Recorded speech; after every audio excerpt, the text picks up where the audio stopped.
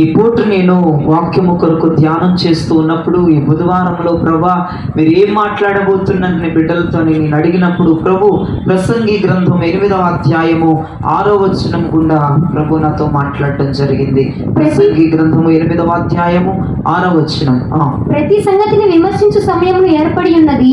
ప్రతి సంగతిని విమర్శించు సమయమును ఏర్పడి ఉన్నది. లేని ఎడల మనుష్యులు చేయు కీడు బహుభారమగును. దేవునికి మహిమ కలుగునగాక. ఇక్కడ ప్రసంగి గ్రంథకర్త చెప్తున్నాడు, ప్రతి సంగతిని విమర్శించు సమయము ఏర్పడి ఉన్నది. ఒకవేళ లేకపోతే మనుష్యులు చేయు కీడు బహుభారమగును అని ప్రసంగి గ్రంథకర్త చెప్తున్నాడు. ప్రియ దైవజనమా, దేవుడట విమర్శించేటువంటి సమయం వచ్చేసిందంట. దేవుడు విశ్వాసుల్ని, ఆత్మీయుల్ని, దేవుడు దైవజనుల్ని, అలానే ఈ ప్రపంచంలో ఉన్నటువంటి దేవుని బిడ్డలనట విమర్శించేటువంటి సమయం వచ్చిందని ప్రసంగి గ్రంథకర్త చెప్తున్నాడు. ఎందుకయ్యా విమర్శించే ఆ సమయం వచ్చేసింది?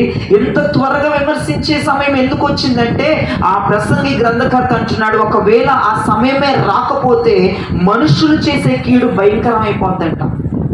దేవుడు విమర్శించేటువంటి సమయం పెట్టాడంట. ఆ సమయమే పెట్టకపోతే, ఆ సమయమే రాకపోతే ఇంకా పాపం చేసేస్తారంట ప్రజలు. బ్రేక్, పాపానికి బ్రేక్ అన్నమాట. ఇక నువ్వు చాలు రాని దేవుడు విమర్శించేటువంటి దినం అంట, అది విమర్శించేటువంటి సమయం అంట. నువ్వు చేస్తున్న ప్రతి ఒక్క పాపము, నువ్వు చేస్తున్న ప్రతి ఒక్క మంచి పని కావచ్చు, చెడ్డ పని కావచ్చు, ప్రతి పనికి ప్రతి సంగతి అని రాయబడి ఉంది అక్కడ. ప్రతి సంగతి, ఒకటి కాదు, రెండు కాదు, ప్రతి సంగతిని బట్టి విమర్శించేటువంటి సమయము ఏర్పడిపోయింది. ఇది విమర్శించేటువంటి సమయం అంట, ఇది విమర్శించేటువంటి గడి అంట. ఎందుకయ్యా ఇంత త్వరగా వచ్చేసిందంటే, ఒకవేళ ఇంత త్వరగా విమర్శ గడియ, విమర్శ దినము ఏర్పడకపోతే మనుషుల యొక్క పాపం ఏమైపోద్దంటండి? భయంకర బహుభారం అయిపోద్దంట. మనుషులు చేయించినటువంటి వేషధారణ భక్తి, మనుషులు చేయించినటువంటి భయంకరమైనటువంటి ఆ భక్తి, దేవుణ్ణి ఆయాస పెట్టేటువంటి విధానాలు, ఇవన్నీ కూడా బహు ఘోరమైపోతాయంట. దేవుడు గనక ఈ విమర్శ దినము, ఈ విమర్శ గడియ తీసుకురాకపోతే భయంకరులైపోతారంట మనుషులు. వాక్యం సెలవిస్తుంది, నేను చెప్పట్లేదు ప్రియ దైవజనమా. దేవుడు నాతో మాట్లాడుతూ అన్నాడు, ఇదిగో విమర్శించేటువంటి ఆ సమయము ఏర్పడిపోయింది. నేను జనములను విమర్శించే సమయం, మంచి పని అయినప్పటికీ, చెడ్డ పని అయినప్పటికీ, ఏదైనప్పటికీ ప్రతి సంగతి కూడా దేవుడు విమర్శిస్తాడంట. ఒకవేళ దేవుడు విమర్శించకపోతే ఇంకా నీ పాపాల చిట్ట ఎక్కువైపోతూ ఉంటుంది. దేవుడు ఆపకపోతే, నేను అడగకపోతే, నిన్ను అక్కడ బ్రేక్ చేయకపోతే ఇంకా బహు ఘోరమైపోద్దంట భూమి మీద నీ కీడు. నీ యొక్క వేషధారమైన భక్తి, నీ యొక్క అసంతృప్తి అయిన భక్తి, నీ నిర్లక్ష్యమైన భక్తి, దేవుని ఆయాస పెట్టేటువంటి పనులు, ఇవన్నీ కూడా బహు ఘోరమైపోతాయి జయరాజు. అందుకే నేను విమర్శ దినము ఏర్పాటు చేసేసాను. ఇవన్నీ ఏ దినాల్లో తెలుసా అండి? విమర్శన దినాలండి ఏర్పాటు చేసేసాడు. ఆ గడియల్లో మనమున్నాం, ఆ యొక్క తరుణములో మనమున్నాం. ఇంకా జాలీగా ఎంజాయ్ చేసే గడియలు ఇవి కాదండి. దేవుడు విమర్శించేటువంటి గడియలు వచ్చేసిన. ఇంతకీ విమర్శ దినమందు ఏం జరిగింది? అసలు దేని యందు ప్రభు విమర్శిస్తాడు? ఏ కార్యములందు ప్రభు విమర్శిస్తాడో యెషయా ప్రవక్త చెప్తున్నాడు. 2వ అధ్యాయము 12వ వచనంలో యెషయా ప్రవక్త ఇలా మాట్లాడుతూ ఉన్నాడు. యెషయా 2:12. అహంకార అతిశయము గల ప్రతి దానికిని ఔన్నత్యము గల ప్రతి దానికిని విమర్శించు దినము ఒకటి సైన్యములకు అధిపతియగు యెహోవా నియమించున్నాడు. దేవునికి మహిమ కలుగునగాక. విమర్శ దినమున దేవుడు దేన్ని విమర్శిస్తాడంట? అహంకార, అతిశయ, ఔన్నత్యాలు. 3 పాయింట్లు మనం అక్కడ చూస్తున్నాం. అహంకారము, అతిశయము, ఔన్నత్యము. వీటిని బట్టి దేవుడు విమర్శిస్తాడంట. విమర్శిస్తే ఏం జరిగిద్దంటండి? అనగొద్రొక్కబడిపోతారంట. అక్కడ కింద మీకుందో చూడండి, అక్కడ అనగొద్రొక్కబడతాయి. అహంకారము, అతిశయము, ఔన్నత్యము ఏం చేయబడతాయి అంటే విమర్శ దినమందు అంటే దేవుడు మిమ్మల్ని అని చేస్తాడంట. అతిశయం ఎవరిలో లేదు, అహంకారం ఎవరికి లేదు, ఔన్నత్యం ఎవరికి లేదు. అహంకారం అంటే ఏంటో తెలుసా? నా దగ్గర దాకా వచ్చినప్పుడు చూసుకుందాంలే, నా పాపములు మా ఒళ్ళో పడవలే, ఒకవేళ పడితే చూసుకుందాంలే, నేను చేసేదానికి ఏం అవ్వట్లేదులే. ఇది అహంకారం. ఒక అహంకార పూర్వకమైనటువంటి దరిద్రమైన పనులు, ఒక అహంకార పూర్వకమైనటువంటి ఆ చండాలమైనటువంటి ఆ క్రియలన్నీ కూడా నా దగ్గర దాకా వచ్చినప్పుడు చూసుకుందాం, నన్ను అన్నప్పుడు చూసుకుందాం. అయినా నన్ను అనలరే, అయినా నా దగ్గర దగ్గర రాదులే, అయినా నా పాపం నా పిల్లల ఒళ్ళో పడదులే. పడితే చూసుకుందాంలే, జరిగితే చూసుకుందాంలే, జరగబోయేదే చూసుకుందాంలే. ఇప్పుడు ఎలాగో జీవితం గడిచిపోతుంది, ఎలాగో ఇలా గడిచిపోతుంది కదా. ఎంత అహంకారం తమ్ముడా నీకు, ఎంత అహంకారం అమ్మా నీకు. నీ అహంకారం మొండి హృదయం నేను ఏం చేస్తుందంటే భక్తికి ఆపోజిట్గా నేను తీసుకువెళ్ళి జరిగినప్పుడు తెలిసినప్పుడు తెలిస్తే వచ్చే పరిమాణం అప్పుడులే నేను చేసేది నా దగ్గర దాకా వస్తేనేగా. ఎంతమంది చేయట్లేదు? నాకంటే ఎంతమంది లేరు? నాకంటే ఎంతమంది చేయట్లేదు? నాకంటే బాగా ఎంతమంది పాపం చేయట్లేదు? నాకంటే నేను కొంచెం పర్లేదులే, నేను కొంత బెటర్లే అనిపిస్తుందేమో నీకు. హలో, అది అహంకార, అతిశయ, ఔన్నత్యాలకు సూచన. దేవుడు నిన్ను ఇది విమర్శించేటువంటి గడి ఇదంతా కూడా. ఒకవేళ దేవుడు నిన్ను విమర్శిస్తే కనుక ఖచ్చితంగా నువ్వు కనబడకుండా అనగదొరికేస్తాడు దేవుడు నిన్ను. ఎందుకంటే నేను పర్లేదులే అనుకుంటున్నావు, నేను బెటర్లే అనుకుంటున్నావు. నా ఎదురింటి పుల్లమ్మ కంటే నేను పర్లేదులే, నా పైనుంచి సుబ్బమ్మ కంటే నేను పర్లేదులే.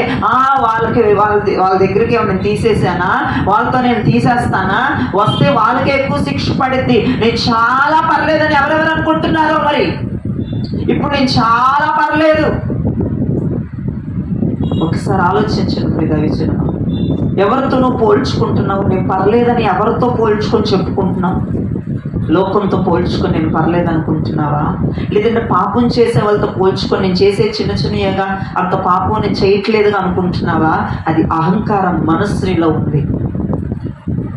విమర్శ దినములో నువ్వు వస్తావుగా. విమర్శ దినమందు దేవుడు విమర్శిస్తే, దేవుడు నిన్ను అడిగితే నీ అహంకారం అనగా దొరకబడిద్ది. అతిశయపడుతున్నావు, అహంకారపడుతున్నావు.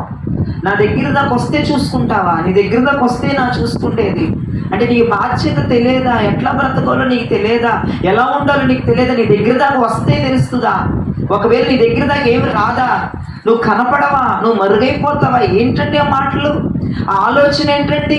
ఆ హృదయ భావం ఏంటండి? ఔన్నత్యం. ఇక నీకంటే తోపు లేరు భక్తులు. ఔన్నత్యం. నీకంటే గొప్పవారు లేరు. లేదంటే నువ్వు బెటర్గా ఉన్నావు. నువ్వు చేసేది ఏదైనా చలామణి అయిపోతుంది. ఎవ్వరు నిన్ను నోరెత్తంటానికి లేదు. నువ్వు చేసే ప్రతి తప్పులు అలా చేసుకుంటూ వెళ్ళిపోతున్నావు. అంతరంగంగా, బాహ్యంగా నువ్వు చేసే చిన్న చిన్న తప్పులు చిన్నవే. అవి ఎవరికన్నా చెప్తే అవి పాపం అంటారు. కానీ దేవుడు గనక విమర్శిస్తే వాటన్నిటిని కూడా అహంకారము, అతిశయము, ఔన్నత్యాలు విమర్శిస్తే నువ్వు అనగొద్రొక్కబడతావు. ఉందండి ఆ మాట అక్కడ, అనగొద్రొక్కబడతావు అన్నమాట. అంటే నువ్వు కనపడకుండా అడ్రస్ లేకుండా పోతావు. చిన్నవే రేపటి రోజున నిన్ను విమర్శలోనికి లాక్కెళ్ళిపోతాయి. చిన్నవే. అది నీకు పాపం అనిపించదు, అవి మీకు పాపం అనిపించదు, మీకు తప్పు అనిపించదు, అది కరెక్ట్ అనిపిస్తుంది. ఒకవేళ నా పాపములు నా పిల్లల ఒళ్ళో పడినప్పుడు చూసుకుందాంలే, నా పాపములు దోషములైనాక చూసుకుందాంలే. నువ్వు ఎలా ఆలోచిస్తున్నావు ఒకసారి జ్ఞాపకం చేసుకో. ఇవన్నీ కూడా విమర్శ సమయాలు. ఇవన్నీ కూడా దేవుడు చెప్పాడు నీకు. నీ అహంకారాన్ని చూస్తున్నాడు, నీ అతిశయాన్ని చూస్తున్నాడు, నీ యొక్క ఔన్నత్యాన్ని చూస్తున్నాడు దేవుడు. ఈ 3 కూడా దేవుడు నిన్ను విమర్శిస్తాడు. రేపో మాపు ఈ 3టితో పాటు నువ్వు అనగదొరక్కబడతామని వాక్యం సెలవిస్తుంది. ప్రియదైవజనం అవసరమా? నీ దాకా వచ్చిందాకా పాపములో ఉండడం అవసరమా? ఆ చిన్న పొరపాట్లు చేయడం అవసరమా? నీ దాకా వచ్చిందాకా దేవుడిని విమర్శించేదాకా ఆ విమర్శతో పాటు నువ్వు కూడా అనగదొరక్కబడతావు. అది నీకు అర్థం అవ్వట్లేదు. దేవుడు ప్రతి చిన్న విషయాన్ని అక్కడ ఏమంటున్నాడు ప్రసంగి గ్రంథకర్త? ప్రతి సంగతి నువ్వేదైతే ఇది తప్పు కాదనుకుంటున్నావో అది కూడా తీసుకొచ్చి కలుపుతాడు దేవుడు. ఇదేదైతే చిన్నదే కదా అనుకుంటున్నావో అది కూడా తెచ్చి దేవుడు ఆ యొక్క విమర్శలో నిన్ను అడుగుతాడు, నిన్ను విమర్శిస్తాడు. నువ్వు చేసిన ప్రతి దానికి కౌంటర్ ఉంటుంది. నువ్వు చేసిన ప్రతి సంగతి, నువ్వు ఏదైతే పాపం కాదనుకుంటున్నావో అది కూడా ఉంటుంది. నేను చాలా పర్టికులర్గా చెప్తున్నాను.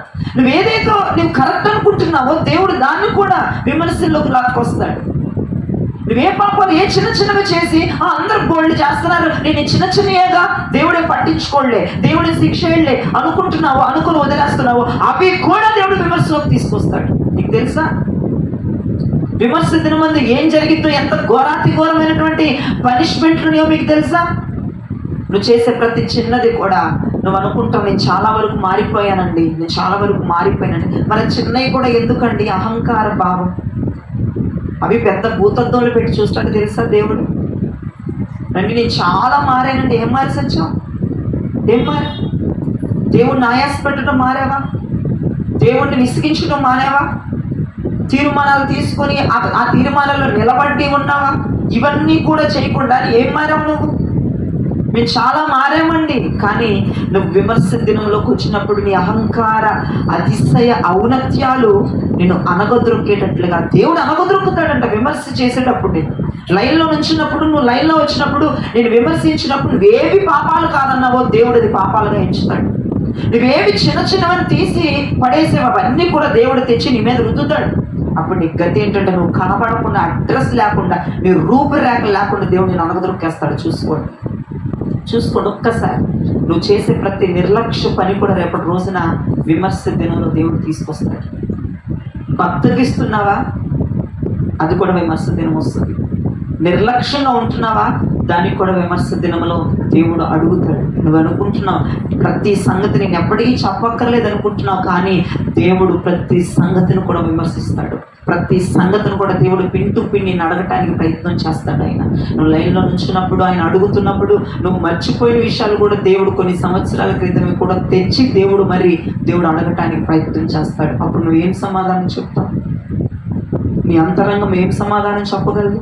అక్కడ నోటితో సమాధానం చెప్పకూడదు, మనస్సాక్షితో సమాధానం చెప్పాలి. నీ మనస్సాక్షి అందుకు అంగీకరిస్తుందా? అయ్యా నేను భక్తిపరుడని నీ మనస్సాక్షి చెప్పగలదా? అయ్యా దైవజనుడు చెప్పుచున్న వాక్యాలు కూడా నీ మంచం మీద పరుండి ఉన్నప్పుడు నా చెవులో దైవజనుడి యొక్క చెప్పుచున్న వాక్యాలు చెవులో గింగురుమంటని అని నువ్వు చెప్పగలవా? దేవునికి నీ మనస్సాక్షి సాక్ష్యం ఇవ్వగలదా? దైవజనుడు చెప్పుచున్న మాటలు నీ చెవులో గింగురుమంటున్నాయా? నువ్వు పని చేస్తున్నప్పుడు ఆ మాటలు ఈ దైవజనుడు ఈ శబ్ద తరంగం నుంచి మాట్లాడుతున్నవి నీకేమైనా చెప్తున్నాయా నువ్వు చేస్తున్న కరెక్ట్ కాదని? నీ మనస్సాక్షి నీ మీద నేరారోపణ చేస్తుందా? ఒకవేళ చేస్తే నువ్వు దేవునికి చెప్పగలవా? నేను భక్తిపరుడయ్యా, నేను పరిశుద్ధులతో ఉండగలిగిన వాడను ప్రభువా, రాత్రి పగలని ధ్యానము చేసుకుంటా మంచం మీద పరుండుతున్నాను ప్రభువా, నేను ఏ అపవిత్రాత్మ క్రియను నేను చెయ్యట్లేదు నాయన, ఐఎమ్ పర్ఫెక్ట్ గా నేను ఉన్నానని నీ మనస్సాక్షి దేవునికి రేపటి రోజున విమర్శ దినమందు అది ప్రత్యుత్తరం ఇవ్వగలదా? నోరు తెరిసి ఎట్లా పడితే అట్లా మాట్లాడితే కుదరదు. అక్కడ మనస్సాక్షి సమాధానం చెప్పాలి దేవునికి ఆ విమర్శ దినంలో. అందుకు నీ మనస్సాక్షి ఒప్పుకుండిద్దా? నువ్వు తీసుకున్న నిర్ణయాలను నిలబడగలుగుతున్నావా? అందుకు నీ మనస్సాక్షి రేపటి రోజున దేవుడు అడుగుతాడు.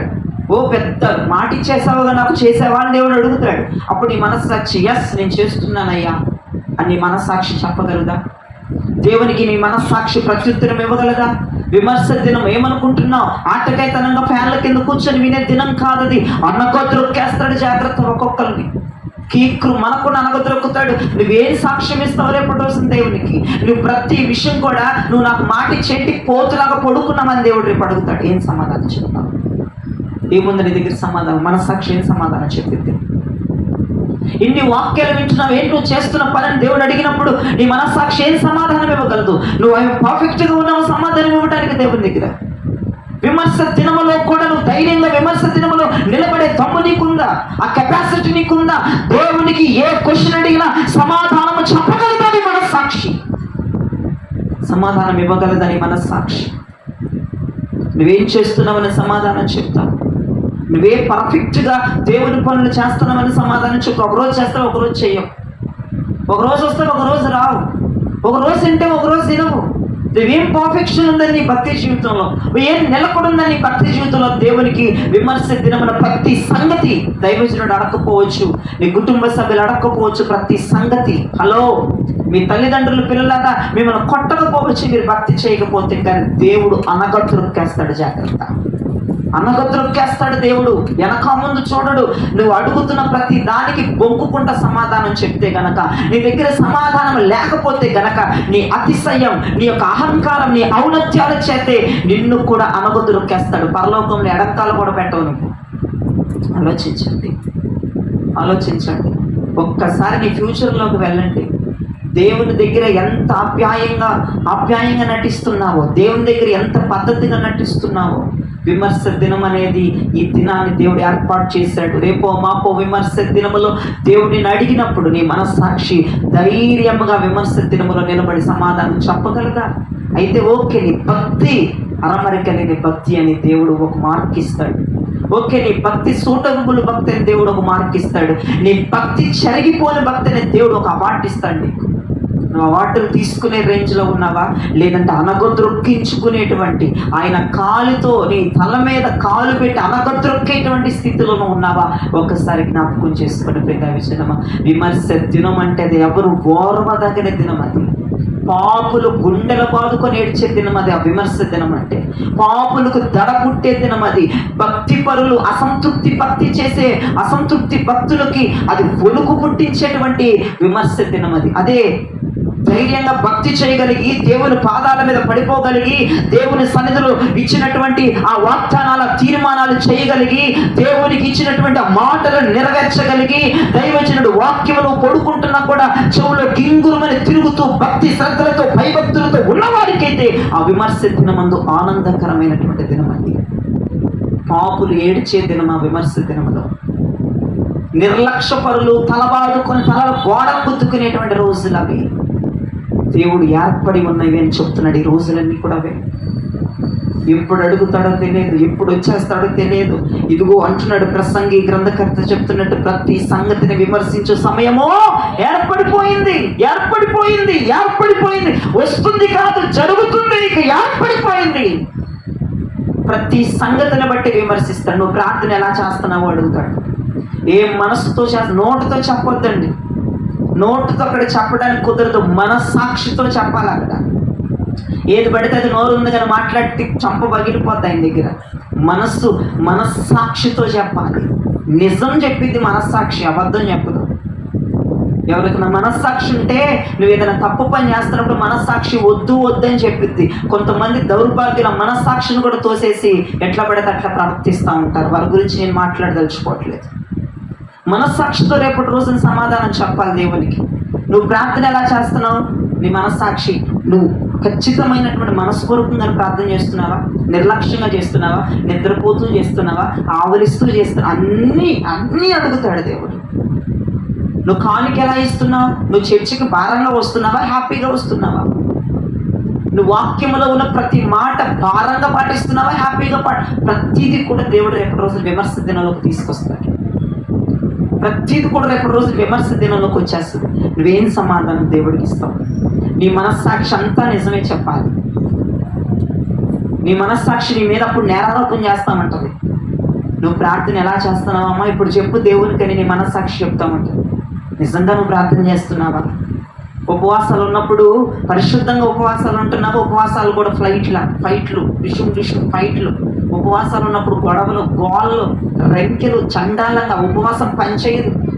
ఆ ఉపవాసాలు పంచిన ఉపవాసం ఉన్నప్పుడు శ్రద్ధాభక్తులు కలిగి ఉండాలి. కుళ్ళు కుతంత్రాలతో ఉపవాసాలు ఉంటే అవి ఎన్ని పనిచేయవు.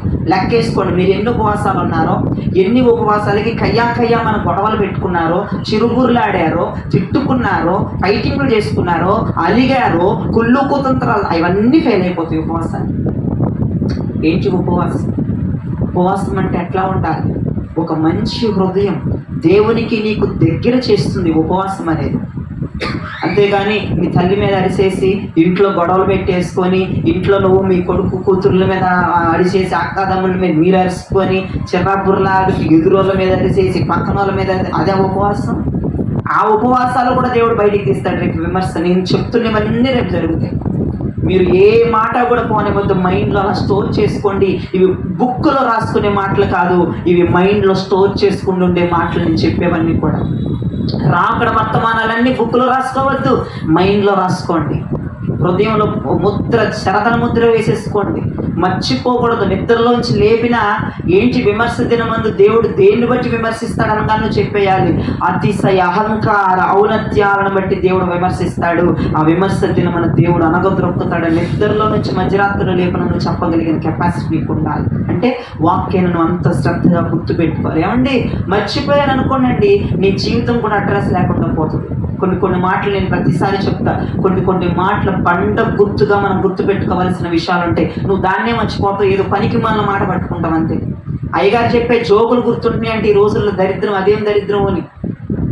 అయ్యగారు చెప్పే జోకులు గుర్తుంటున్నాయి అంటే సంఘానికి కానీ అయ్యగారు గద్దించేటువంటి గద్దింపులు గుర్తుండట్లేదంట.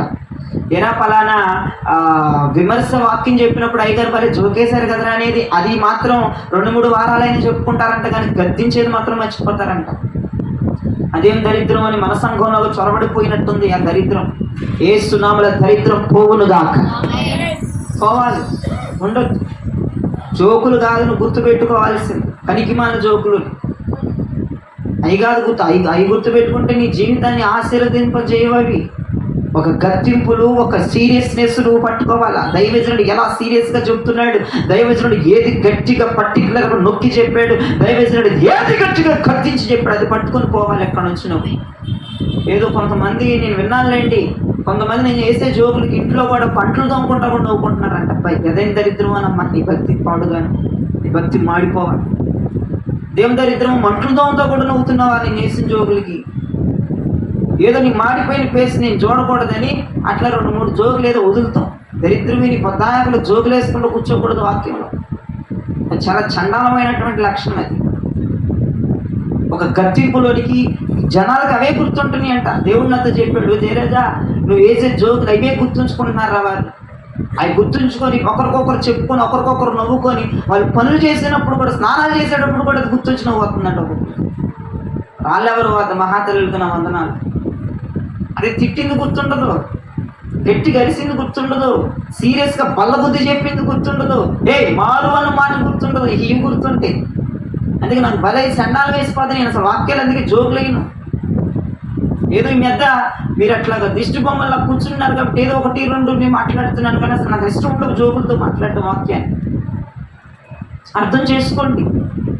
ఇది నవ్వుకునే కాలం కాదు, ఎగిరించుకునే కాలాలు కాదు. దైవజనుడు ఒక జోకేస్తే పగలబడి నవ్వుకొని అవే గుర్తు పెట్టుకునే రోజులు ఇవి కాదు. విమర్శ దినం ఏర్పడిపోయింది. ఏమడుగుతాడో దేవుడు నిన్ను? ప్రార్థన, మారు మనసు లేకుండా ప్రార్థన చేస్తామని అడిగితే ఏం చెప్తావు? మాయ మనసు మారానని చెప్తావా? పైపెచ్చు మారావా? ఏం మారినా చెప్పు. ఏం మారా? నువ్వేమీ మారలా. లోతు గురించి చెప్పాను కదా, లోతు భార్య గురించి. ఆమె అక్కడ ఉన్నప్పుడు దేవుడు రక్షణలోకి తీసుకొస్తే రక్షణలో ఆమె ఉపస్తంభం అయిపోయి ఉందట. మీకు ఇక ఒక్క మాట ఇంక నేను చెప్పదలుచుకోలేదు. మారాను అన్న మాట నీ నోట్లోంచి రాకూడదు. ఎప్పుడో రావాలంటే భక్తి శ్రద్ధలతో దేవునికి ఇచ్చిన ప్రతి మాటను నెరవేరుస్తున్నప్పుడు, నీ అంతరంగమందు పరిశుద్ధతను నువ్వు ధరించుకున్నప్పుడు, నీ క్రియలలో పాపము లేనప్పుడు, నువ్వు బైబిల్ ప్రకారం దైవజనుడు చెప్పిన మాటల ప్రకారం నువ్వు నిలబడి నడుస్తున్నప్పుడు నువ్వు మారావని అర్థం. చిన్న తప్పున్నా చెప్పుకోమాకండి దరిద్రమని మారాయన, చిన్న లోపమున్నా చెప్పుకోమాకండి నేను మారలేదు అని చెప్పాలి. ఇంకా మారాలండి, మారుతున్నాను, నేర్చుకుంటున్నానండి అని చెప్పాలి. మారానని చెప్పమాకమ్మా. జనాలకు తెలుస్తుంది నువ్వు మారావని. ఏయో కొన్ని మారుకున్నావు, ఇక దానికే మారిపోయాని బిల్డప్ ఇచ్చేస్తున్నారు. విమర్శ దినమందు నేను నిలబెడితే ఎన్ని తప్పులు వస్తాయో బయటికి. ప్రార్థన ఎలా చేసావు, ఆన్లైన్ ప్రేయర్ ప్రార్థనలు ఎలా చేస్తున్నావు, చర్చిలకు ఎలా వస్తున్నావు, ఉపవాసాలు ఎలా ఉంటున్నావు, ఇవన్నీ కూడా దేవుడు బయటికి లాగుతాడు. ఇవన్నీ పరిశుద్ధంగా చేస్తున్నావా? ఇవన్నీ నీకు ఇష్టపూర్వకంగా చేస్తున్నావా? ఇవన్నీ ఇష్టపూర్వకమైన బలులు నాకు ఇస్తున్నావు? ఇవన్నీ నువ్వు కోపంగా చేస్తున్నావా, చిరాగ్గా చేస్తున్నావా, ఇష్టంగా చేస్తున్నావా, ఇష్టంగా వస్తున్నావా, కష్టంగా వస్తున్నావు? ఇవన్నీ దేవుడు రేపటి రోజున విమర్శిస్తాడు. విమర్శించినప్పుడు నీ అహంకార, అతిశయ, ఔన్నత్యాలతో పాటు నీవు అనగద్రొక్కబడతావు. మొట్టమొదటి మాట. ఆయన విమర్శించేటప్పుడు మనం అనగద్రొక్కబడతాం. కనపడమే, మనం అడ్రస్ ఉంటాం. అంత భీకర కలిగిన భయంకరుడుగా ఆయన విమర్శిస్తాడు. అర్థమైందా? నా దాకా వచ్చినప్పుడు చూసుకుందాంలే, నాతో మాట్లాడినప్పుడు చూసుకుందాంలే, ఎందుకు పనికి మళ్ళీ పనులు చేయాలి? నా దాకా వచ్చినప్పుడు చూసుకుందాం, ఆ శిక్ష పడినప్పుడు చూసుకుందాం, ఆ అయ్యగారు అడిగినప్పుడు చూసుకుందాం. ఏం చెండ కొంచెమన్నా జ్ఞానం ఉండక్కర్లేదండి బ్రతుకులకి. అడిగినప్పుడు చూసుకుంటావా, గొడవ అయినప్పుడు చూసుకుంటావా, నిలబెట్టినప్పుడు చూసుకుంటావా, పాపం నీ మీద ఈరుబడి చేసినప్పుడు చూసుకుంటావా, అయినా అందరూ చేస్తున్నారుగా నేను కొంచెం బెటరేలే అనుకుంటావా? అయితే నువ్వు అనగదొరక్కబడతావు ప్రియ సహోదరి. ఇంకా చూడండి, ఇర్మియా గ్రంథకర్త అంటాడు 6వ అధ్యాయం 15వ వచనం. ఇది రెండవ మాట. ఇర్మియా గ్రంథకర్త అంటాడు 6వ అధ్యాయం 15వ వచనం. మా త్వరగా. వారు తాము హేయ క్రియలు చేయుచున్నందున సిగ్గుపడవలసి వచ్చింది గాని వారు ఏ మాత్రమును సిగ్గుపడరు. అదిగో చూడండి, నా వైపు చూడండి. వారు హేయ క్రియలు చేసి సిగ్గుపడాల్సి వచ్చిందంట. ఎవరికి? హేయ క్రియలు చేసిన వాళ్ళకి, తప్పుడు పనులు చేసిన వాళ్ళకి సిగ్గుపడేటువంటి సమయం వచ్చిందంట. వాళ్ళు ఏం చేస్తున్నారు? సిగ్గిడిసి సిగ్గు లేకుండా బతుకుతుంది. సిగ్గుపడాల్సిన సమయం వచ్చినప్పుడు సిగ్గుపడాలా, సిగ్గుపడకూడదా? సిగ్గు లేదంట వాళ్ళకి. తలెత్తుకొని తిరుగుతున్నారంట తప్పు చేస్తున్నారు. అదేం దరిద్రం ఉందండి కొంతమంది, అదేం శాండాల. కొంతమంది మొహం చూపించుకోవడానికి చెల్లుబాటు అవుతుంది, సిగ్గు లేకుండా తలపైకి అంబో తల్లాగా. మీరు చేసిన పనికి మన పని, మీరు చేసిన అర్థమైన పని, మన దేవుని దగ్గర తలెత్తి తిరగటాలి, సంఘాల్లో కాళ్ళు ఎగరేసి తిరగటాలి. ఆలోచించండి ఒకసారి. నేను చెప్పాను కదా ఒకసారి వాక్యంలో అమెరికన్ హాస్పిటల్ గురించి నేను చెప్పాను కదా, సత్యక్క గురించి. ఆమెలో ఉన్న లక్షణం ఏంటో తెలుసా? వాక్యం చెప్పినప్పుడు ఆ వాక్యం కనుక ఆమెలో జరగనప్పుడంట నా దగ్గరికి రావడానికి కూడా ఆమెకి మొహమాటం అని అటు నుంచి వెళ్ళిపోతాను. ప్రార్థన కూడా చేయించుకుంటాను. మీరైతే కాదు ప్రార్థన చేయండి. ఏం పనికి మాల పనులు చేశాను ప్రార్థన చేయడానికి. ఆ లక్షణాలు కొంచెం నేర్చుకోండి. దేవుని దగ్గర ముఖం చూపించడానికి చెల్లుబాటు అవ్వకూడదు. ఎందుకంటే మనం చేస్తున్న పనికి మాల పనులు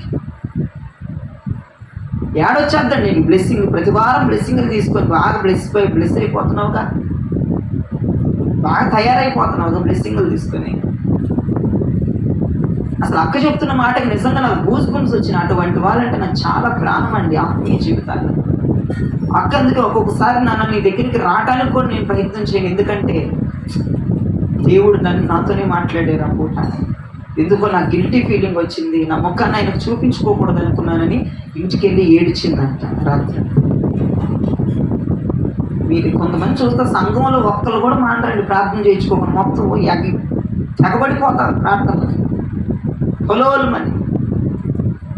వాళ్ళ హేయ క్రియలను బట్టి సిగ్గుపడవలసిన సమయం వచ్చిందని కూడా వాళ్ళు గ్రహించకుండా సిగ్గు లేకుండా తలలెత్తుకొని తిరుగుతారట.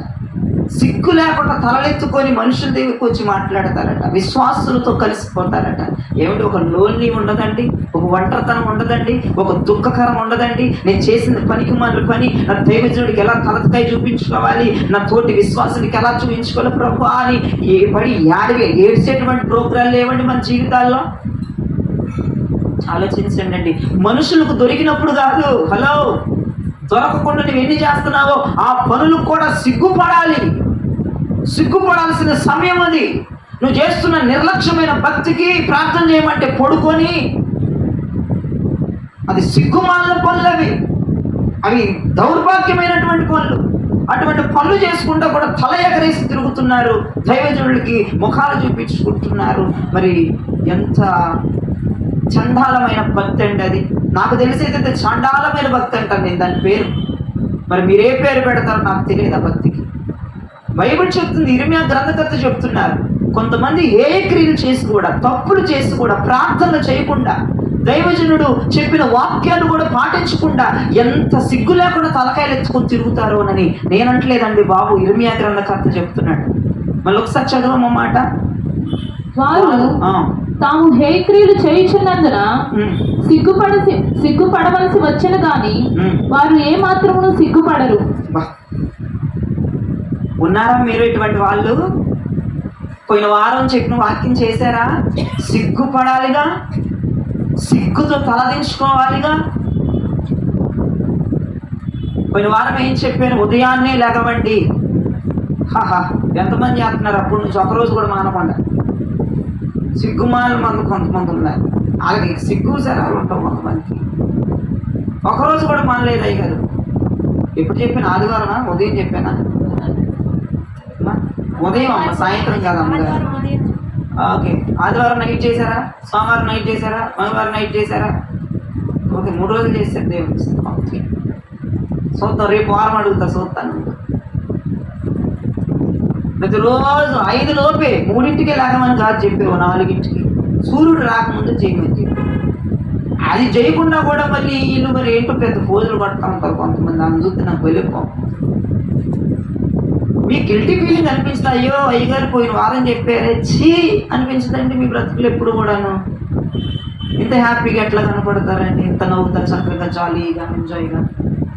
నాకు చెప్పండి ఆ సీక్రెట్, నేను కూడా ఉంటాను అట్లా. నాకు రాదు, వాక్యం చేయకపోతే నాకు తిండి తినబుద్ధి కాదు, దుఃఖము ఆగదు, ఎవరితో మాట్లాడబుద్ధి కాదు, మెంటలు వచ్చేస్తా ఉంటుంది.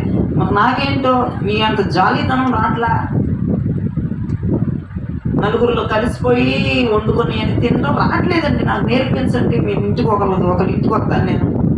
ఎట్లాగో చెప్పండి, జాలీగా ఉండి ఇచ్చిన లైఫ్ ఎంజాయ్ చేయడం ఎట్లాగో చెప్పండి, మీ తర్వాత ఎంజాయ్ చేయడం. మనకు అట్లా రాదు. అసలు ఈ రోజు నీ వాక్యం ఏంటంటే నిజంగా నా ముఖంలో సంతోషం లేదు, హ్యాపీనెస్ లేదు. దేవుడు నాతో ఈ వాక్యం మాట్లాడుతుంటే ఏమో దేవుడు విమర్శించిన ముందు ఒక జయరాజు అనేటువంటి మీకు ఒకంత అయితే మాకు 700, మీకు తెలియదేముంది పాస్టర్లకు 700.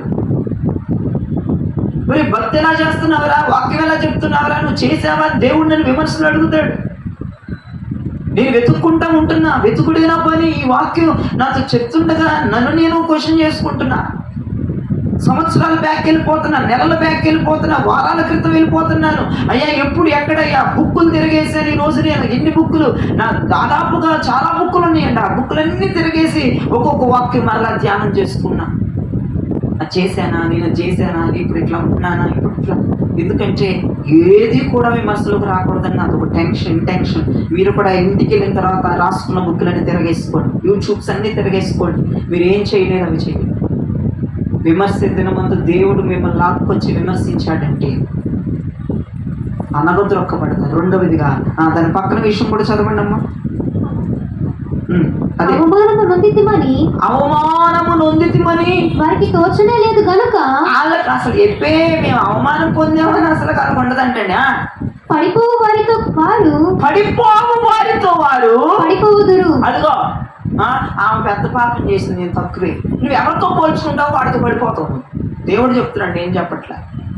మేము బెటర్ అండి, మీ మీద మేము బెటర్ అండి, వాళ్ళతో పడిపోతామంట రేపు విమర్శ తినమంత.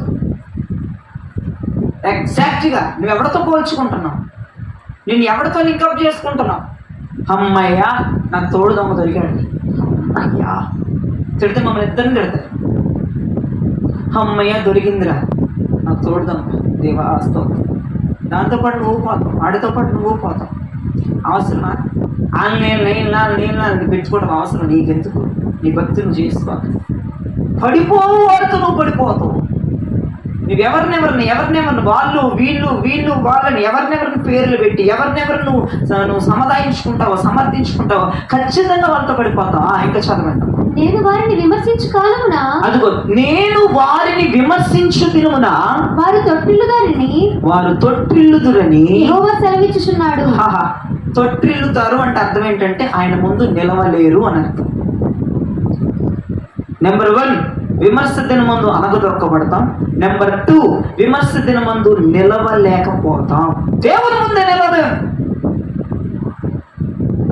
మరి ఎవరెవరైతే హేయ కృత్యాలు, హేయమైన పనులు చేసి కూడా ప్రార్థన సరిగా చేయక, ప్రార్థనకు సరిగా రాక, ఇంట్రెస్ట్ లేక, మనస్పూర్వకం లేక చేస్తున్న ప్రతి ఒక్కటి కూడా మీరు చేస్తున్నది. మీరు హేయమైన క్రియలు చేసి కూడా సిగ్గుపడకుండా, అవమానము అని మీకు తెలుసు కూడా అవమానం పొందనట్లుగా ఉండి పడిపోవారితో పడిపోతారు. అలానే ఆయన ముందు విమర్శ దినమందు నిలబడలేరు. జ్ఞాపకం చేసుకోండి, నిలబడలేమంట ఆయన ముందు మనం. ఎందుకంటే సిగ్గునందరూ వాళ్ళు నిలబడలేరంట ఆయన ముందు.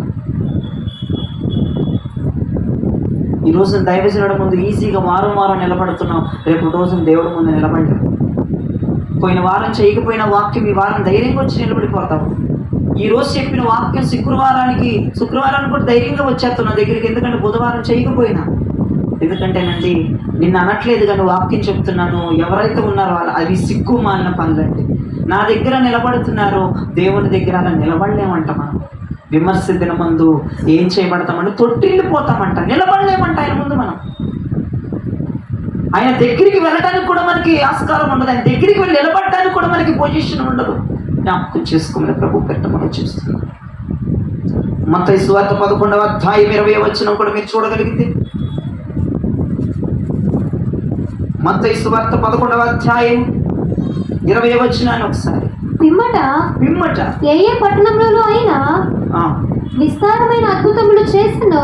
ఏ పట్టణములో ఆయన విస్తారమైన అద్భుతములు చేసెను. ఆ పట్టణముల వారు మారు మనసు పొందకపోవుట వలన వారి ఇట్లు గద్దింపసాగెను. దేవునికి చేతులెత్తి స్తోత్రం చెప్పండి. దేవుడు అంటున్నాడు, ఏ పట్టణాల్లో విస్తారమైన అద్భుతాలు చేశాడు, దేవుడు వారిని గద్దిస్తున్నాడట. ఎవరిని? అద్భుతాలు చేసిన వారిని, అద్భుతాలు పొందిన వారిని, కృప పొందిన వారిని దేవుడట గద్దిస్తున్నాడట. వారు మారు మనసు పొందలేదట. ఏ పట్టణాలు? 21వ వచనంలో మీరు చూస్తే, అయ్యో కొరాజీనా, అదిగో కొరాజీన పట్టణము, అయ్యో బెత్సయిదా, మీ మధ్యన నేను చేయబడిన అద్భుతములు, మీ మధ్యన చేసిన అద్భుతాలు తూరు సీదోను పట్టణంలో చేయబడిన ఎడల, సీదోను పట్టణాల్లో చేసిన ఎడల ఆ పట్టణముల వారు పూర్వమే గోనె పట్ట కట్టుకొని బూడిద వేసుకొని మారు మనసు పొంది ఉందరు. దేవునికి స్తోత్రం చెప్పండి. కొరాజీనా బెత్సయిదా, ఈ కొరాజీనా బెత్సయిదాలో దేవుడు కన్నీ విని ఎరుగున అద్భుతాలు చేసేసాడు. ఎవ్వరికి చూపించలేని కృప కొరాజీన బెత్సయిదా పట్టణానికి ఇచ్చేశాడు. ఎవ్వరికి లేని సంపద ఇచ్చేశాడు.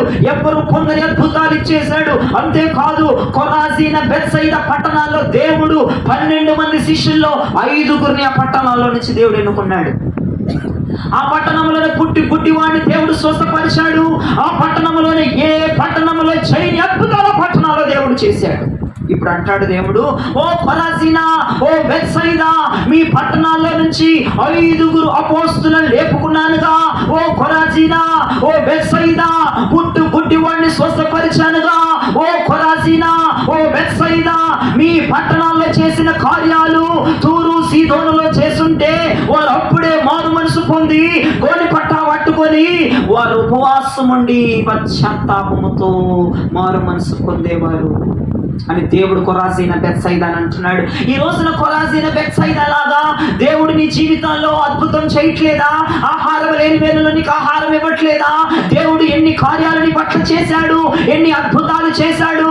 ఓ మారు మనసు లేనిదానా, ఓ మారు మనసు లేనివాడా, ఎన్ని కార్యాలు చూసి నువ్వు మారు మనసు పొందలేకపోతున్నావు. నీ కుటుంబంలో చేసిన కార్యాలు ఎవరైనా కుటుంబంలో చేశాడా దేవుడు? నేను చెప్తున్నానండి, నా కుటుంబంలో చేసిన కార్యాలు దేవుడు ఎవరు కుటుంబంలో చేయలేదనుకుంటాను. ఎందుకంటే నా దేవుడు కనికరాన్ని కానీ, కృపని కానీ, జాలిని కానీ, ఔన్నత్యాన్ని కానీ, ప్రేమను కానీ, స్వస్థతను కానీ, అద్భుతాలు కానీ నా కుటుంబంలో చేసిన కార్యాలు ఎవరి కుటుంబంలో దేవుడు చేయలేదు. మరి రోజు నేను మారు మనసు పొందకూడదా? పొందాలి. ఎందుకు? అద్భుతాలు చేశాడు కాబట్టి. ఎక్కడ భూమి మీద ఎక్కడా చేయలే. నా తండ్రిని మార్చడం పక్కన పెడితే, నన్ను సువార్థికుని చేయడం పక్కన పెడితే, నన్ను ఉపదేశములకు నడిపించడం పక్కన పెడితే, మమ్మల్ని మారు మనసుతో నింపడం పక్కన పెడితే, మాకు రక్షణ వస్త్రాన్ని వేయడం పక్కన పెడితే, మాకు ఉల్లాస వస్త్రాన్ని వేయడం పక్కన పెడితే, మా వ్యాధి బాధల్లో కష్ట సుఖాల్లో దేవుడు ఆదుకోవడం పక్కన పెడితే, ఇవన్నీ అద్భుతాలు కాదంటారా? దేవుడు మీ జీవితంలో ఏ అద్భుతం చేయలేదన్న చేయి చూపించండి. అదేమి చేయలేదయ్యా ఆయన. మరి ఇన్ని అద్భుతాలు చేసిన మారు మనసు ఎదురా నీకు? ఒరే కొరాజీనా పట్టణం, ఆ పట్టణాలు మనమే. కొరాజీనా బెత్సయిదా విపరీతంగా పిచ్చ కార్యాలు చేసేసాడంట. అక్కడ పిచ్చ కార్యాలు అయితే ఒకటి కాదు, కొన్ని వేల కార్యాలు చేశాడు. ఒకటి గుర్తుపెట్టుకో, దేవుడు ఒకడికి 5 తలాంతులు ఇచ్చాడు, ఒకడికి 2 ఇచ్చాడు, ఒకడికి 1 ఇచ్చాడు. ముందల 5 ఇచ్చినోడిని అడిగాడా, 1 ఇచ్చినోడిని అడిగాడా? నీకే పడిద్ది ఇప్పుడు. మొత్తం పొందేసుకున్నావుగా, ఆల్రౌండ్ బ్యాక్గ్రౌండ్ అద్భుతాలు.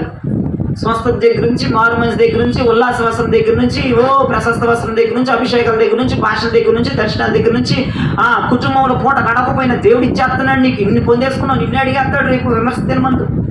ఫస్ట్ పడేది నీకే బ్యాడ్. 5 ఇచ్చినోడికే కదా. మరి ఇప్పుడు నేను చెప్తున్నాగా, అయ్యా ఏ కుటుంబంలో జరగలేదు, దేవుడు మా కుటుంబంలో చేసిన అద్భుతాలు. దేవుడు రేపు నన్ను అడుగుతాడు, 5 ఇచ్చినోడిని అడుగుతాడు. ఏది ఇచ్చాను ఏయి అంటాడు. అన్ని అద్భుతాలు చేసిన, అన్ని కార్యాలు చేసిన, ఆరోగ్యం ఇచ్చిన, ఏంటమ్మా అంటే దేవుని కృప, దేవుని కృప, దేవుని కృప అని చెప్పుకొని తిరుగుతున్నా నీకు మారు మనసు ఉన్న దేవుడు నేను గద్దిస్తున్నాడు. తూరు సీదోనులో నీ కార్యాలు చేస్తే వారు ఎప్పుడో గోలు పట్టుకుని వాళ్ళు మారు మనసు పొందేవచ్చే. నీకు చేసి తప్పు చేసిన దేవుడు బాధపడుతున్నాడు. ఏమండి, దేవుడు బాధపడేటువంటి లైఫ్ అసలుకి వేస్ట్ అండి నన్ను అడిగితే. ఎందుకురా బాబు ఇన్ని అద్భుతాలు చేసినా, ఇన్ని కార్యాలు చేసినా, మీ కుటుంబం ద్వారా దేవుడు రిస్క్ తీసుకొని రాత్రి అంతా పగలనక మిమ్మల్ని కంటికి రెప్పలాగా కాస్తూ, కృపనిస్తూ, అభిషేకం ఇస్తూ, ప్రవచనాలు ఇస్తూ, భాషలు ఇస్తూ మళ్ళీ తీసుకోండి. దరిద్రమైన ఇవన్నీ దేవుడు అవన్నీ తీసుకోండి. మళ్ళీ వెనక్కి నీకు లాంటి కాదు. నేను ఇచ్చాను, ఇప్పుడు గొడవలు పడుతున్నప్పుడు ఒక్కొక్కరు నీకు ఆ వస్తువు ఇచ్చాను ఇవ్వవే అంట. గొడవలు పడినప్పుడు వస్తాయి, నీకు ఆ డబ్బులు ఇచ్చాను ఆనాడు. దేవుడు అట్టంటాడు, మనిషి స్వభావం కాదండి. మనుషులు గొడవలు పడినాక ఒక రకంగా ఉంటారు, మంచిగా ఉంటే ఇంకొక రకంగా ఉంటారు.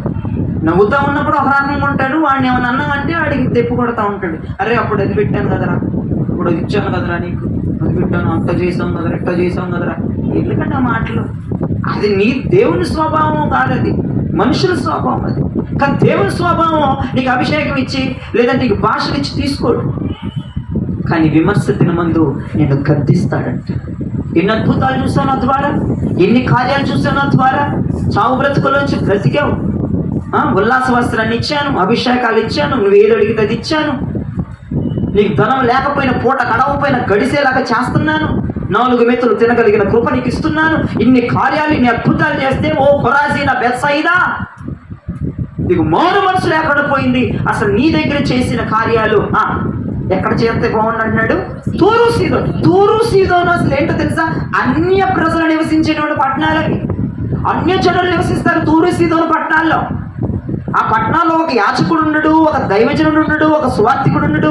వాళ్ళు బయలు ప్రవక్తను కొలుస్తారు. వాళ్ళు తూరు సీదోను పట్టణాలు అన్యజనులు. యేసు ప్రభు వారు ఆ పట్టణాల్లోకి వెళ్ళలేదు. యేసు ప్రభు వారు వెళ్ళిన పట్టణాలు కొరాజీనా, బెత్సయిదా. మరి బాబు, ఆ అన్య ప్రజల దగ్గరికి వెళ్ళి సువార్త చెప్తే వాళ్ళు ఎప్పుడో మారేవారు కదరా. నీ దగ్గరకు వచ్చి అద్భుతాలు చేసి టైం వేస్ట్ చేసుకున్నా, నా టైం వేస్ట్ అయిపోయింది, నేను రిస్క్ చేశాను నిన్ను బట్టి నేను అని దేవుడు ఈ పూట అంటున్నాడండి. రేపటి రోజున దేవుడు నిన్ను నిజంగా తూరు సీదోను దేవుడు అనకూడదు, బెత్సయిదా, కొరాజీనా మీ మధ్య చేసిన అద్భుతాలు తూరు సీదోన్లో చేస్తుంటే, అన్యజనుల దగ్గర చేస్తుంటే బాగుండేదని రేపటి రోజున విమర్శ దినమని దేవుడు అనకూడదు. అంటే దేవుడు నీకు ఇచ్చిన కృపను బట్టి అణిగి మనకి మనం ఉండాలి. దేవునికి స్తోత్రం. ఈ ఆయుష్ ఇచ్చింది దేవుడు, అణిగి మనం ఉండాలి. దేవునికి లోబడి ఉండాలి. దేవునికి ఇదే చూపించాలి. ఏం లేదు, అద్భుతాలు కావాలి, ఆయన దగ్గర స్వస్థతలు కావాలి, ఆయన బ్లెస్సింగ్లు కావాలి. కానీ చెప్పిన మాట ఏనవే, నీ దగ్గరికి అదే వచ్చింది సావు. దేవుడి దగ్గర నుంచి అన్ని బ్లెస్సింగ్స్ పొందుతున్నావు. దేవుడు కూడా ఆగకుండా దేవుడు రిస్క్ చేసి మరి నీకు పట్ల అద్భుతాలు చేస్తున్నాడు. కానీ నువ్వెందుకు మారట్లేదు? ఇంకా నువ్వెందుకు దేవుడి మాటలకి లోబడట్లేదు? దేవుని మాటలకి లక్ష్యం ఉంచట్లేదు? అద్భుతాలు పొందుకుంటున్నావుగా, కృప పొందుకుంటున్నావుగా, జాలి పొందుకుంటున్నావుగా, కరుణ పొందుకుంటున్నావుగా, బ్లెస్సింగ్ పొందుకుంటున్నావుగా, తైలంతో అభిషేకిస్తున్నాడుగా, హెర్మోను మంచి దిగొస్తుందిగా, నేను అభిషేకిస్తున్నాడు. ఇంకా ఏంటమ్మా? ఆ తూరు సీదోను ప్రాంతాల్లో అద్భుతాలు చేస్తుంటే, ఆ కార్యాలు చేస్తుంటే వాళ్ళు ఎప్పుడూ మారే వాళ్ళని దేవుడు చెప్తున్నాడు. ఆ ప్రాంతాల్లో దైవజనుడు లేడు, యాజకుడు లేడు, ధూపం వేసేవాళ్ళు లేడు, మారండి అని చెప్పేవాళ్ళు లేరు. అక్కడ చేస్తుంటే పోలా అని దేవుడు అంటున్నాడు. ప్రియ దైవజనమా, విమర్శ దినమందు నీ గతి ఏమైపోద్ది? ఒకసారి చదవండి అమ్మా, ఇంకో కింద మాట చదవండి. విమర్శ దినమందు, అదుగో విమర్శ దినమందు మీ గతి కంటే తూరు సీదోను పట్టణముల వారి గతి ఓర్వదగినయుండునని, తూరు సీదోనుల గతి ఓర్వదగినదై ఉండునని మీతో చెప్పుచున్నాను. నా వైపు చూడండి, మీకు అర్థం అవ్వలేదని నాకు తెలిసింది. దేవుడు అంటున్నాడు, విమర్శ దినమందు మీ గతి కంటే కొరాజీనా, బెత్సయిదా, మీ గతి కంటే. కొరాజీనా, బెత్సయిదా అంటే ఎవరు? నేనే. దేవునికి స్తోత్రం చెప్పండి. ఓ కొరాజీన బెత్సయిదా, ఇదిగో విమర్శ దినమందు మీ గతి కంటే తూరు సీదోనుల గతి ఓర్వదగినదై ఉంటది. అంటే అర్థం ఏంటంటే ఓర్వ తగిందంటే తట్టుకునేంత శిక్ష వాళ్ళ మీదకి వస్తుంది, తట్టుకోలేనంత శిక్ష మీ మీదకి వస్తుంది. అది అర్థం. నొప్పి వాళ్ళు తట్టుకోగలరు, ఎందుకంటే అన్ని జనులు కదండి, వాళ్ళకి సువార్త ఎవరు చెప్పలేదు, దైవజనులు లేడు, బాప్తిజం తీసుకోమని వాళ్ళని ఫోర్స్ చేయలేదు. వాళ్ళకి నీకు చాలా తేడా ఉంది. తూరు సీదోను అంటే అన్ని జనులు వాళ్ళ గతి కంటే నీ గతి అసలు ఓర్వదగదు, అసలు ఓర్చుకోలేమంట. ఆయన నీ మీద వేసే శిక్ష అంత భయంకరంగా ఉంటుందంట. ఆ తూరు సీదోన్లు ఓర్వదగిన శిక్షేనంట. ఎందుకంటే వాళ్ళకు వాక్యం తెలియదు, సమర్పణలు తెలియదు, ప్రతిష్టతలు తెలియదు, ఇలా ఉండాలని అన్ని జనులకు తెలియదు. కాబట్టి వాళ్ళకి ఓర్వదగే శిక్ష, నీకు ఓర్వలేని శిక్ష. ఒక పిల్లోడిని పోగొట్టుకుంటే తల్లికి అంతకంటే ఓర్వదగినది ఇంకోటి ఉందా? ఓర్వ తగలేని శిక్ష ఒక బిడ్డని పోగొట్టుకుంటే తల్లి. అలాంటి శిక్ష రేపు విమర్శ దినమందు మీ అందరికీ రాబోతుంది. తట్టుకోలేమని వేసే శిక్ష నీ మీద, డబల్ శిక్ష నీ మీద వేసేస్తాడు. ఎందుకంటే అద్భుతాలు చూసి, స్వస్థతలు చూసి, ఆయన మహత్కార్యాలు చూసి నువ్వు పరితెగించి నువ్వు మారు మనసు పొందకుండా ఉంటే రేపటి రోజున అన్ని జనులకి నీకు ఒకే తీర్పు అనుకుంటున్నావా? అన్ని జనులకి ఒక దెబ్బే, నీకు వచ్చి బోల్డ్ దెబ్బలు ఎరగ తీసేస్తాను నేను.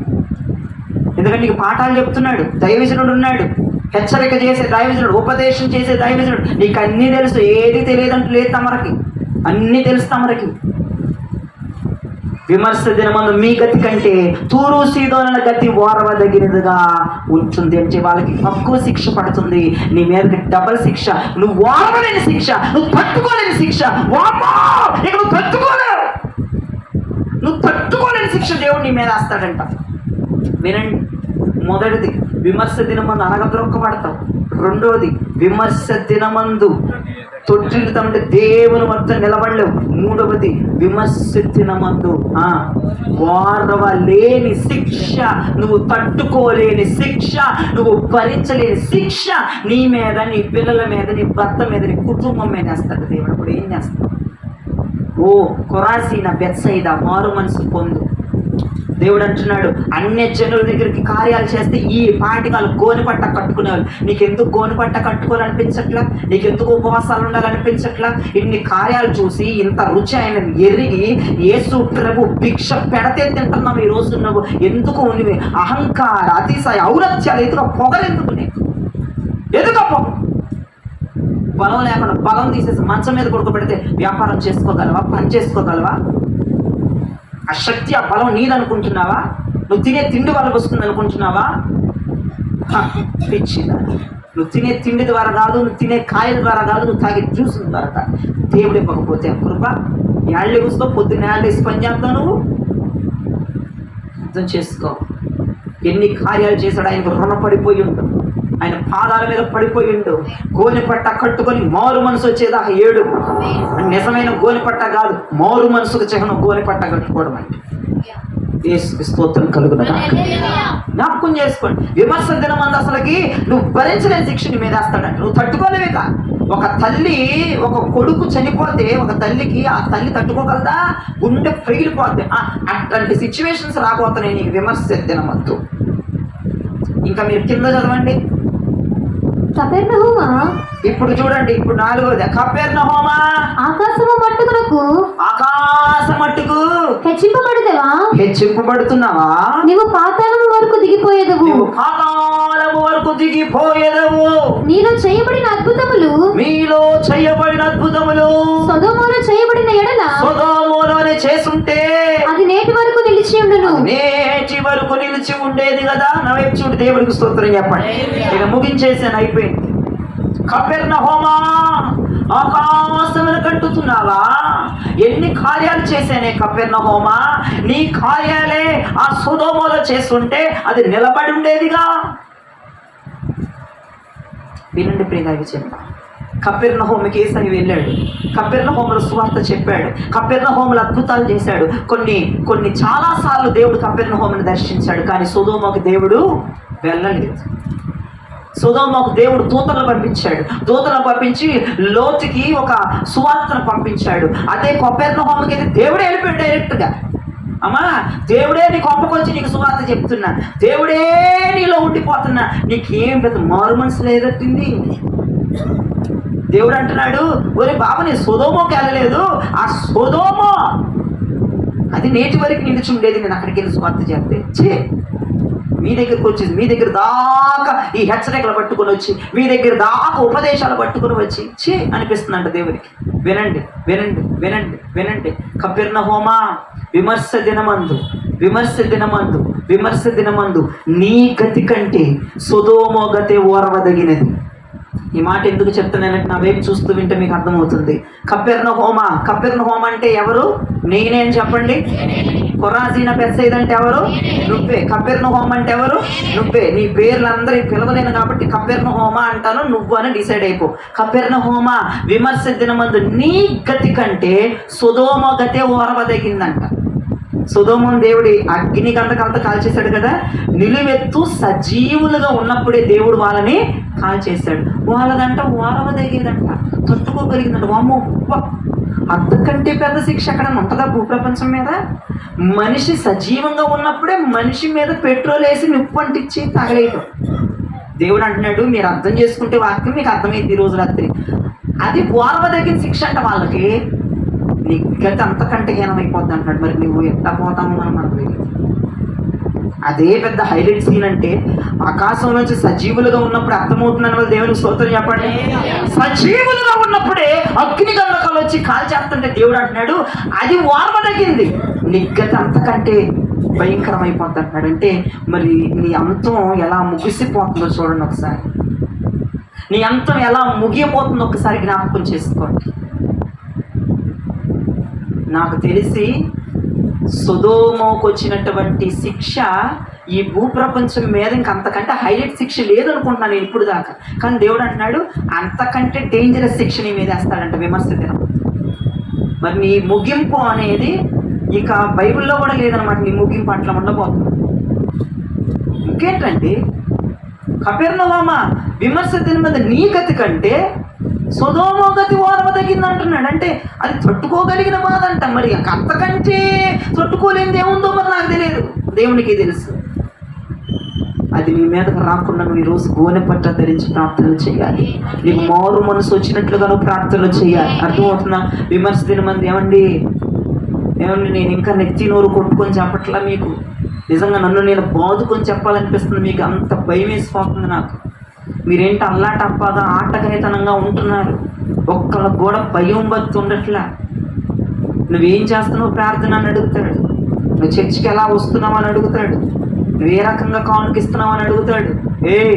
సంతోషంగానే చేస్తున్నావా అని అడుగుతాడు. నువ్వు చేసే ప్రతి భక్తి కూడా ఉల్లాసంగా చేస్తున్నావా అని అడుగుతాడు.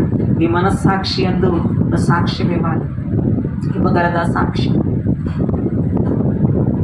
అయ్యగారు చెప్పిన వాక్యాలు ఎంత మట్టుకు చేసామని అడుగుతాడు. ఎంతవరకు నువ్వు సాక్ష్యం ఇవ్వాలి? ఇంకా ఎన్ని చేయాలి నీకు? ఇంకా ఎన్ని వర్తమానాలు చెప్పాలి? దేవుడు అడుగుతాడు, ఇన్ని వర్తమానాలు సాలవమ్మా నీకు? సాలవా? ఇంకా ఎన్ని వింటావమ్మా? సాలవా? ఇంకెన్ని కావాలమ్మా నీకు వర్తమానాలు? ఇక సాలవా? ఇప్పటికే పరిపూర్ణం అయిపోవాలిగా, ఇప్పటికే పర్ఫెక్ట్గా ఉండాలిగా. దైవజనుడు అపోస్తుడు అంటాడు, పౌలయ్య గారు, నేను మీకు వర్తమానాలు చెప్పి నేను భ్రష్టుడైపోతానేమోనని నిలువెత్తు జాగారాలు చేస్తున్నాడంట మహానుభావుడు. ఏమండి, ఎన్ని వింటారండి ఇంకా వాక్యాలు? ఇంకెన్ని ఇందామనుకుంటున్నారండి? ఇంక ఎన్నిసార్లు గద్దిస్తే మూతు ముడుచుకోవాలనుకుంటున్నారండి? ఇంకెన్నిసార్లు గద్దించిన సిగ్గు లేకుండా తలలేకరేసుకుంటా కాలర్లు ఎగరేసుకుంటా బతుకుతారండి. ఎందుకండి ఈ జీవితం? ఎందుకండి ఈ బ్రతుకు? సిగ్గు లేదండి మనకి ఈ యొక్క జీవంత బతుకు సిగ్గు రాదా? ఒకసారి బ్యాక్కి వెళ్ళు. దేవుని సందులో కూర్చునే అర్హత నీకుందా? దేవుని సందులోకి ఎట్ట పడితే అట్లా రావచ్చా? నీ ప్రవక్తను నువ్వు సరి చూసుకొని రమ్మని బైబిల్ చెప్తుంది. ఎట్లా పడితే అట్లా ఇళ్లలో గొడవలు చేసుకొని చర్చకు వస్తారు, ఇళ్లలో తన్నుకొని చర్చలకు వస్తారు, ఇళ్లలో తిట్టుకొని చర్చలకు వస్తారు. అది కూడా తప్పు కదా?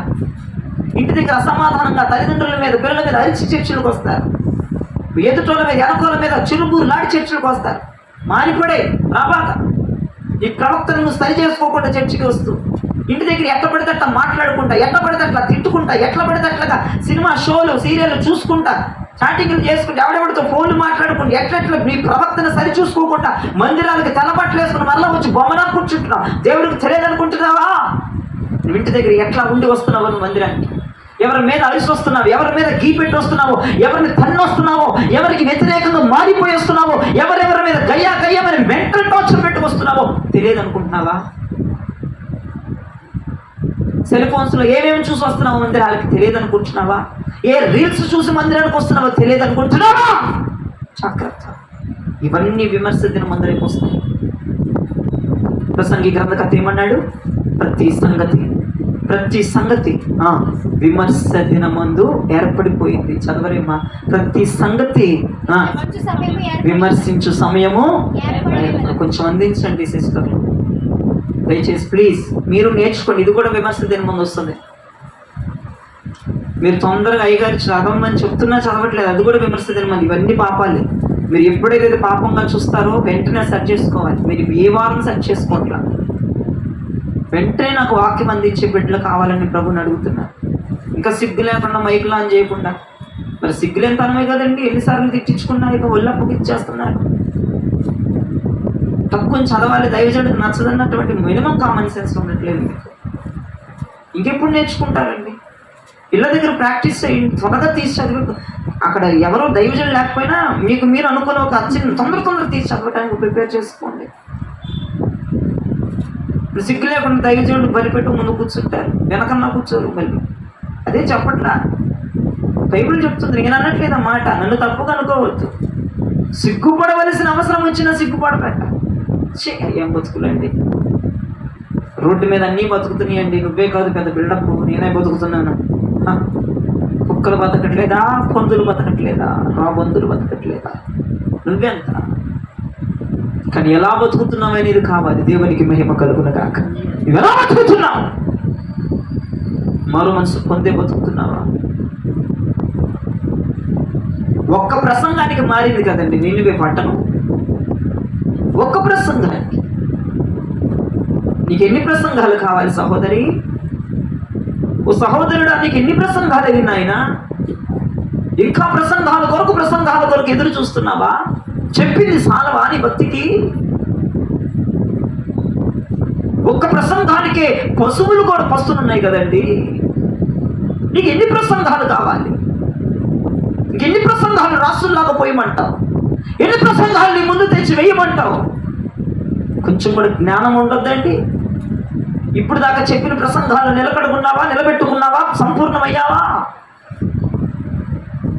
ఇంటికి వెళ్ళిన తర్వాత బుక్కులు తిరగేసేయండి. దేవుడు ప్రతిదీ అడుగుతాడు. నువ్వు రాసుకున్న ప్రతిదీ తిరగేయండి. యూట్యూబ్ మొత్తం తిరగేయండి. ఉందా నీలో క్రియ? పనిచేస్తుందా వాక్యం నీలో? ప్రతిదీ కూడా విమర్శ. మరలా రేపు శుక్రవారం ఏంటో నువ్వు పడిచచ్చేది. ముందర చెప్పిని చూసుకోండి, చెప్పిని తరిపించేసుకోండి, చెప్పిని తిరగేసుకోండి. చెప్పిని తిరగేసుకోవాలి, చెప్పిని తరిపీదు. ఎంత చెప్పినా ఇంటికెళ్ళి చేయరు. ఇంటికెళ్ళి మీరు చేసే పని ఏంటో తెలుసా? తిని పడుకుంటారు ముచ్చట్లు పెట్టి. చూడండి, ఆ బ్యాచ్ ఉంటుంది. నేను మోక్షరాణి గారి ఇంట్లో వాక్యం చెప్పినప్పుడు చెప్పాను, ప్రతి ప్రసంగానికి గురుగులు ఉంటాయి, కోదువులు ఉంటాయి. ఇప్పుడు ఎవడెవడ ఇంటికి వెళ్ళి యూట్యూబ్లన్నీ తిరగేస్తాడు నెట్ బ్యాలెన్స్ వేసుకొని. మరి ఎవరెవరి ఇంటికి వెళ్ళి రాసిన పుస్తకాలను బయటికి తీసి తిరిగేస్తారు. నాకులాగా నేను ఇంటి దగ్గర అంతా తిరగేసుకొని వచ్చాను. రాత్రి అంతా తిరిగేసాను, మధ్యాహ్నం అంతా తిరగేసాను. తిరగేసి దొరికినాయి. నేను పెద్ద పర్ఫెక్ట్ అంటలా, నాకు దొరికినాయి. దాని యందు కన్నీరు విడిచాను, దుఃఖపడ్డాను, వేదన చెందాను. నన్ను క్షమించను ప్రభుని అడుక్కున్నాను. విమర్శ దినమందు ప్రభా వాటి యందు నేను విమర్శ పాలవకూడదు, నేను అనదొరకబడకూడదు అయ్యా. రెండవది, నేను నీ దగ్గర నిలబడకుండా ఉండకూడదు. మూడవది, అయ్యా నా మీద భయంకరమైన శిక్ష పడకూడదయ్యా. నేను ప్రార్థన చేసుకొని కూటమి మంచికొచ్చి నేను నిలబడ్డా. మీరు కూడా ఇళ్ళకి వెళ్ళి తిరగేసి ఏమేమి లేదో నీలో వాటిని చేయటానికి, వాటి యందు నిలకడగా ఉండటానికి. చదువు రాదండి, మీ పిల్లలు చదువుకున్న వాళ్ళేదండి అని అడగండి. మమ్మీ ఇప్పుడు వచ్చేటప్పుడు టీవీలో నీది బెటర్ నేను చూస్తాను అని పెట్టొచ్చా, అడుక్కోవాలి. నాకు చదువు రాదని నేను కూర్చొని చంప పగలు పడతాడు దేవుడు, గోపులు వాసిపోతాయి.